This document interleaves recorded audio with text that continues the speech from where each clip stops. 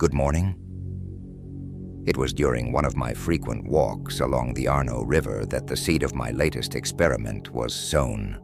Observing the water's surface, I became engrossed in the way waves and ripples interacted. I wondered about the mechanics behind their formation and the principles governing their movement. Conventional wisdom suggested that water followed simple, predictable paths, but I felt there was more to uncover. Returning to my workshop, I prepared a series of experiments. My setup included various containers filled with water, each fitted with different mechanisms to create ripples and waves. My goal was to understand the nature of fluid dynamics more deeply. The first experiment involved a rectangular tank with a series of small obstacles placed at intervals. By dropping stones of varying sizes into the tank, I observed the resulting waves and their patterns. I used a set of graduated marks along the tank's sides to measure the wave heights and their propagation speeds. As I recorded the results, I was struck by the complexity of the interactions. The waves did not merely follow predictable paths. They seemed to respond dynamically to changes in the water's surface. I realized that this behavior mirrored the intricacies I had observed in natural water bodies. The results challenged my initial assumptions and spurred me to refine my understanding further.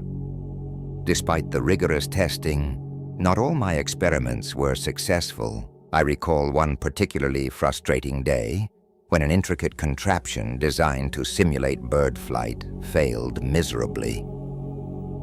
The device, which was intended to mimic the flapping of wings, instead flapped uncontrollably and collapsed into a heap of broken parts. I took a deep breath and began dissecting the problem. Analyzing each component, I discovered that the mechanism lacked the necessary balance and flexibility. Adjustments were made, and I retested the device, refining it until it operated as intended. This process of trial and error was both exhausting and exhilarating, revealing the true nature of scientific inquiry. Through these experiments, I gained valuable insights into both the principles of fluid dynamics and the nature of mechanical design. The act of testing and refining theories led to a deeper understanding and occasionally to unexpected revelations. Each failure brought me closer to the truth, teaching me that experimentation is not merely a tool, but a fundamental process of learning. I remember the moment when my refined flying machine successfully soared across the workshop. The sense of accomplishment and the thrill of discovery were profound, underscoring the importance of perseverance and rigorous testing in the pursuit of knowledge. Today, I challenge you to conduct a simple experiment in an area of your interest. It need not be complex or grand. Even a small test can yield valuable insights.